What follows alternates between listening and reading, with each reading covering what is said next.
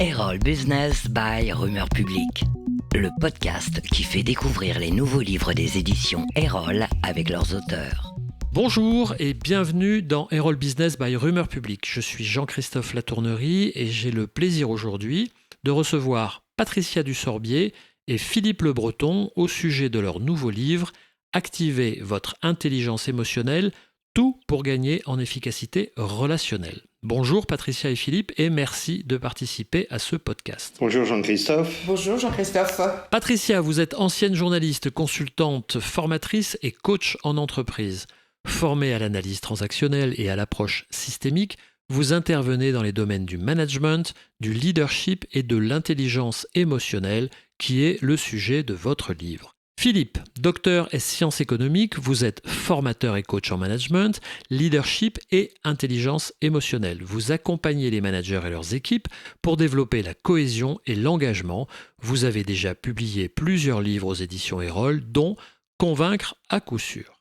Dès la première page, vous avertissez le lecteur. L'intelligence émotionnelle est un domaine très vaste où beaucoup reste à découvrir, mais c'est aussi un domaine précis qui ne manque ni d'outils, ni de méthodes, dont l'analyse transactionnelle, la fameuse PNL, programmation neurolinguistique, la psychologie positive et l'approche systémique de l'école de Palo Alto. Néanmoins, votre approche est résolument pratique et vous emmenez le lecteur dans un voyage personnel et efficace.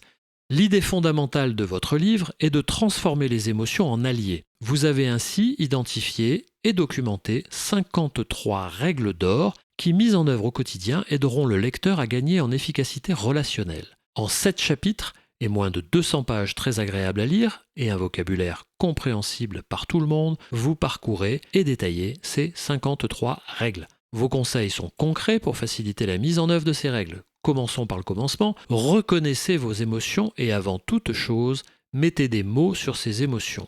Peur, colère, tristesse, joie. Une fois nommées, vous pourrez alors commencer à décoder ces émotions et à les contrôler, réguler la peur, canaliser la colère, etc. Étape suivante, retrouver sa liberté émotionnelle. Un chapitre où l'on parle d'élastique, d'émotions cachées et des stratégies d'évitement que nous utilisons tous pour nous berner nous-mêmes. Fort de ces outils, vous apprendrez à cesser d'obéir, ou plus exactement à obéir quand vous le décidez, de dire oui ou non, mais en le décidant en fonction de vos attentes, de vos envies et de vos émotions. Évidemment, tout ceci repose sur des relations. Certaines sont toxiques, il faut apprendre à les désarmer. Vous apprendrez à détecter les rôles qui jouent ces relations.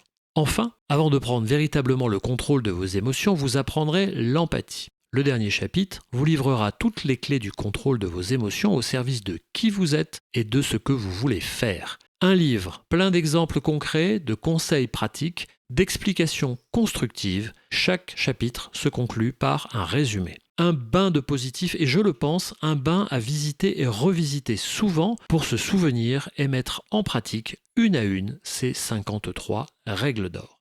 Maintenant, quelques questions à Patricia et à Philippe.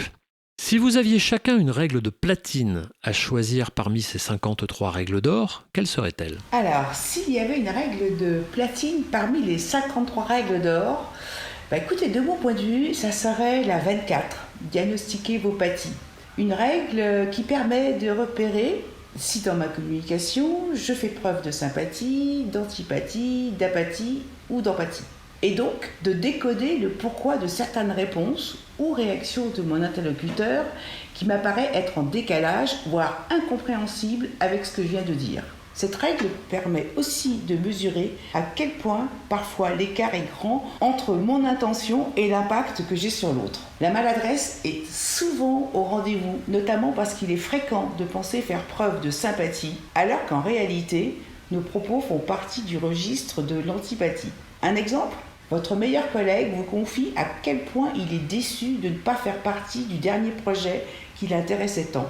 Et vous, pensant le consoler, vous lui dites alors « Ne t'en fais pas, des projets intéressants, il y en aura d'autres dans l'année ». Avec cette réponse antipathique où la déception de l'autre est rejetée, il y a de fortes chances que ce collègue se sente incompris et vous le fasse comprendre d'une façon ou d'une autre, soit en restant muet, soit en rejetant vos propos, ou même en devenant agressif, et bien sûr, à votre plus grand étonnement. La règle 24 permet également de mettre en exergue la confusion qui est souvent faite entre sympathie et empathie. Dire « quelle horreur, je n'aurais pas aimé vivre ce que tu as vécu » est très différent de « ce que tu as vécu est difficile ». Dans le premier cas, je suis dans la sympathie, nous sommes dans la même émotion, il y a vraiment une contagion émotionnelle. Alors que dans le second cas, je fais attention à l'autre, je suis centré sur l'autre et donc je fais preuve d'empathie parce que j'accepte ce qu'il vit, ce qu'il ressent. Connaître cette règle permet enfin d'assumer en toute conscience nos répliques antipathiques ou apathiques. Voilà qui est bien clair. Et vous, Philippe ? Alors, pour ma part, ça sera la règle 32. Respirer pour retrouver le calme émotionnel. Ce qu'il faut comprendre, c'est que la respiration est le miroir, le reflet de notre état émotionnel. Si nous sommes détendus, la respiration est calme et légère. Au contraire, si nous sommes énervés, la respiration est hachée et courte. Prendre conscience de sa respiration est donc fondamental, mais comme nous sommes toujours dans l'action, le mouvement, on ne prend pas le temps de se poser et de respirer consciemment. Juste en s'arrêtant un moment, en prenant conscience de comment je respire, en cherchant à allonger l'expiration, je peux réguler mon émotion et retrouver le calme, la sérénité, revenir dans l'ici et maintenant. L'important est de commencer par l'expiration car il faut déjà vider pour mieux remplir. C'est à la portée de chacun, on peut faire partout, c'est un outil simple et pratique, donc je dirais respirer et sérénité garantie. Parfait, voilà 2 règles parmi ces règles d'or, 2 règles de platine que l'on peut appliquer au quotidien. Pourquoi avoir écrit ce livre au final ? La littérature, en fait, ne manque pas en matière d'intelligence émotionnelle. C'est vrai, il y a foison de livres sur le sujet, et il y en a beaucoup d'excellents. Nous préconisons d'ailleurs la lecture. Et toutefois, il nous est apparu évident qu'il y avait un vide et donc une place pour un livre plus spécifique, s'appuyant sur des exemples concrets de la vie de tous les jours en entreprise, pratiques et proposant beaucoup de conseils opérationnels. C'est pourquoi les éditions Erol ont validé notre projet d'écriture et validé Activer votre intelligence émotionnelle. Ce que nous avons cherché à faire dans ce livre, c'est que ce soit une synthèse opérationnelle de nos 20 ans de formation et coaching. Et à ce titre d'ailleurs, merci à toutes les personnes qui nous ont fait confiance, qui nous ont donné leur accord pour parler de leur vécu. Grâce à leur retour, nous avons fait le choix des meilleures pratiques. Philippe, vous avez quelque chose à ajouter ? Oui, le chapitre 7 est particulièrement intéressant. Il s'intitule « Et si vous rejouiez le match ?» Nous avons sélectionné 16 situations courantes en entreprise. Par exemple, ne pas oser dire non, oublier de remercier, critiquer sans délicatesse, être orienté uniquement sur les résultats. Tant de cas qui, mal gérés émotionnellement parlant, vont générer tension, frustration et esprit de revanche. À l'issue de chaque cas, nous avons posé la question « Et si vous rejouiez le match ?» En bonne intelligence émotionnelle, cela donnerait quoi ? Quels outils ? Quels conseils appliquer ? Comment se comporter pour faire différemment ? Comment faire en sorte pour que nos relations deviennent plus fluides, plus confortables ? Quelles petites différences pour créer une grande différence ? Voilà, c'est un livre terrain qui donne des réponses et des conseils concrets aux problèmes relationnels courants dans l'entreprise. C'est aussi un livre multi-entrées qui peut se lire soit d'une traite ou à consulter en fonction des situations rencontrées. Donc à consulter sans modération. Justement, puisqu'on est dans le concret, vous êtes tous les 2 coachs en entreprise. D'après vous, votre livre est-il à mettre entre toutes les mains des managers et de leurs collaborateurs ? Oui, bien sûr. Oui, bien sûr, parce que ce livre s'adresse autant aux managers qu'à leurs collaborateurs, l'intelligence émotionnelle n'ayant pas de statut hiérarchique. L'intelligence émotionnelle étant l'art de réguler ses émotions, si toute une équipe est formée à ces techniques et utilise un même référentiel, forcément, les relations vont être plus harmonieuses. Lors de nos formations managériales, nous constatons immanquablement que les managers sont démunis émotionnellement parlant et que par maladresse, de simples incompréhensions ou des tensions dégénèrent. De façon systémique, nous retrouvons ce même désarroi émotionnel chez leurs collaborateurs. Alors oui, activer votre intelligence émotionnelle est à mettre entre toutes les mains d'une équipe. Le choix et la pratique d'une même règle d'or par tous est une garantie de succès. Et cette dynamique incite souvent à aller plus loin. Alors justement, restons dans le concret.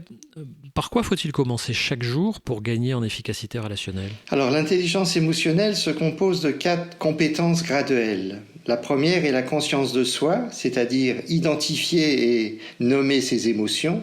La deuxième est la gestion de soi, c'est-à-dire comment je régule, comment je pilote mes émotions. La troisième est l'empathie, c'est-à-dire comment je détecte l'état émotionnel de mon interlocuteur. Et la quatrième dimension est la gestion des relations, c'est-à-dire comment bien vivre en intelligence émotionnelle. Pour répondre à votre question, si je veux gagner en efficacité relationnelle, il va être important de suivre cette progression et de commencer par mettre des mots sur mes émotions.